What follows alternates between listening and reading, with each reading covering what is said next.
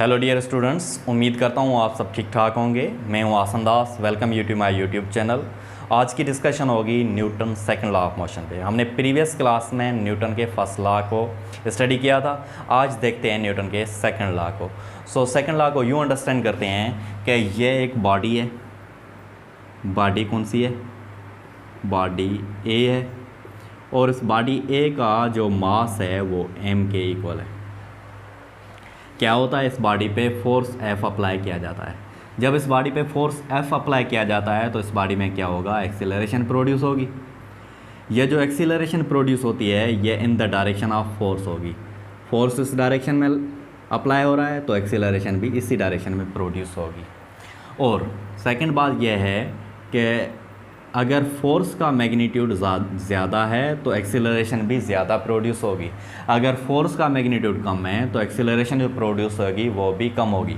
तो इसको हम कहते हैं डायरेक्ट रिलेशन या डायरेक्टली प्रोपोर्शनल।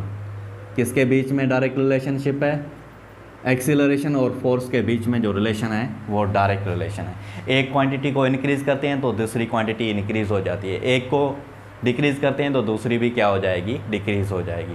तो इस रिलेशन को हम कहते हैं डायरेक्टली रिलेशन। तो F के बीच में और A के बीच में जो रिलेशन है, F और A के बीच में जो रिलेशनशिप है वो डायरेक्ट रिलेशन है। अब देखते हैं एक्सीलरेशन का मास से रिलेशन क्या है। अगर फोर्स को हम क्या कहते हैं, कांस्टेंट लेते हैं 10 न्यूटन 10 न्यूटन लेते हैं फोर्स। एक बॉडी ये है और सेकंड बॉडी ये है। अब हम देखते हैं कि जो अगर 10 न्यूटन इस पे फोर्स लगता है और 10 न्यूटन फोर्स इस पे अप्लाई करते हैं, इस पे 10 न्यूटन और इस पे ही 10 न्यूटन, तो एक्सीलरेशन जो प्रोड्यूस होगी इस बॉडी में वो क्या होगी, ग्रेटर होगी, इंक्रीज़ होगी। और इस बॉडी में जो एक्सीलरेशन होगी वो क्या होगी, कम होगी। तो फोर्स अगेन किस पे, जो एक्सीलरेशन प्रोड्यूस होती है वो किस पे डिपेंड करती है, मासेस ऑफ बॉडी पे डिपेंड करती है। अगर बॉडी का मास कम है तो एक्सीलरेशन प्रोड्यूस होगी वो क्या होगी, ज़्यादा होगी। और अगर बॉडी का मास क्या है, ज़्यादा है, तो एक्सीलरेशन जो प्रोड्यूस होगी बाय अप्लाइंग सेम फोर्स तो एक्सीलरेशन क्या होगी, वो कम होगी। तो एक्सीलरेशन के बीच में और मास के बीच में जो रिलेशन है ये कौन सी रिलेशन है, इनडायरेक्ट रिलेशन। आप यूँ भी कह सकते हैं कि यह जो रिलेशन है इन्वर्स रिलेशन। इन्वर्स रिलेशन का मतलब यह है कि एक क्वांटिटी को अगर हम इंक्रीज़ करते हैं तो दूसरी क्वांटिटी क्या हो जाती है, डिक्रीज़ हो जाती है। दूसरी क्वांटिटी डिक्रीज़ हो जाती है। अगर एक को डिक्रीज़ करेंगे तो दूसरी इंक्रीज़ हो जाएगी। तो यह रिलेशन है इन्वर्स रिलेशनशिप। किसके बीच में, एक्सीलरेशन और मास के बीच में इन्वर्स रिलेशनशिप, और फोर्स और एक्सीलरेशन के बीच में जो रिलेशन है वो डायरेक्ट रिलेशनशिप है। अब इसकी आते हैं हम स्टेटमेंट पे। तो according to Newton second law, according to Newton second law के मुताबिक क्या है, द मैग्नीट्यूड, किसका magnitude, magnitude of applied force is directly proportional, किससे है, directly proportional to acceleration produced in the body. तो force is directly proportional to acceleration. आप इसको यूँ भी लिख सकते हैं कि acceleration is directly proportional to applied force, और इस acceleration and produced acceleration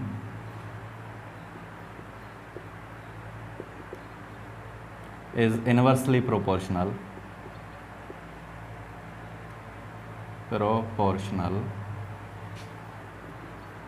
to mass of body. So acceleration is inversely proportional to mass of the body. अगर हम इन दोनों इक्वेशन को कंबाइन करते हैं तो हमें क्या मिलेगा, एक्सीलरेशन, दोनों साइड्स एक्सीलरेशन F/m। ये अगर साइन को हम रिमूव करते हैं तो कांस्टेंट की साइन आएगी, के कांस्टेंट को लेते हैं एफ अपान एम। अगर के की वैल्यू के किसके इक्वल है, के इक्वल टू 1, तो फिर क्या होगा एफ अपान एम हो जाएगा। एफ इज़िकल टू किसके प्रूव हुआ, F is equal to M A के प्रूव हुआ। तो according to Newton second law of motion the produce force or resultant force is equal to mass multiply by acceleration. Force की ये भी definition है कि force is the product of mass and acceleration produced in the body. तो ये हो गया Newton का सेकेंड लॉ। अब हम देखते हैं न्यूटन के सेकेंड लॉ को डिफाइन करते हैं in terms of momentum. Newton के सेकेंड लॉ को in terms of momentum define करते हैं। वो कैसे कि जब बॉडी पे फोर्स एक्सर्ट होता है तो फोर्स क्या करेगा, फोर्स बॉडी की वेलोसिटी को चेंज करेगा। Force changes velocity of the body, body की वेलोसिटी क्या होगी, चेंज होगी। और सिमिलरली फोर्स जो है वो अगर बॉडी की वेलोसिटी चेंज होगी तो ऑब्वियसली बॉडी का मोमेंटम जो है वो भी क्या होगा, चेंज होगा। Force changes momentum of the body, momentum also, force momentum को भी क्या करेगा, चेंज करेगा। तो आप न्यूटन के सेकंड लॉ को यूँ डिफाइन कर सकते हैं कि जो रिजल्टेंट फोर्स है वो किसके इक्वल होगा, change in momentum per unit time. जो मोमेंटम का चेंज होगा उसके इक्वल होगा। So resultant force is equal to change in momentum per unit time और rate of change of momentum के इक्वल होगा। अब इसको यूँ अंडरस्टैंड करें कि ये एक बॉडी है, बॉडी ए। ये बॉडी ए रेस्ट की कंडीशन में, अगर बॉडी रेस्ट की कंडीशन में है तो इसकी वी आई किसके इक्वल होगी, 0 के इक्वल होगी। इस बॉडी पे क्या होता है, फोर्स एक्सर्ट होता है, एफ फोर्स एक्सर्ट अप्लाई किया जाता है। जब फोर्स एफ अप्लाई किया जाता है तो इसकी वेलोसिटी क्या होगी, चेंज होगी। किससे, वी आई से। ये हो जाएगी वी एफ, क्या हो जाएगी, वी एफ। और वी एफ को हम किसके इक्वल लेते हैं, वी के इक्वल लेते हैं। तो हमने स्टडी किया है कि मोमेंटम जो है किसके इक्वल है, एम इंटू वी के इक्वल है। अब हम देखते हैं कि फोर्स जो है वो force F rate of change of momentum के कैसे इक्वल है। तो rate of change of momentum delta P upon T, P mass constant ही होता है, वेलोसिटी जो है वो चेंज हो रही है, V F minus V I upon T. तो रेट ऑफ चेंज ऑफ क्या, rate of change of velocity है ये एम इंटू क्या है, V F minus V I upon T है ये। इसको आप यूँ भी कह सकते हैं कि ये rate of change of velocity की वजह से बॉडी में क्या प्रोड्यूस होगा, एक्सीलरेशन प्रोड्यूस होगी। Rate of change of velocity किसके इक्वल है, एक्सीलरेशन के इक्वल है। सो अगेन हमने प्रूव किया एफ इज इक्वल टू किसके, एम ए से। So force is equal to rate of change of momentum according to Newton second law of motion. So second law of motion में को आप यूँ कह सकते हैं कि यह जो लॉ है, लॉ ऑफ एक्सीलरेशन है। कौन सा लॉ है, लॉ ऑफ एक्सीलरेशन।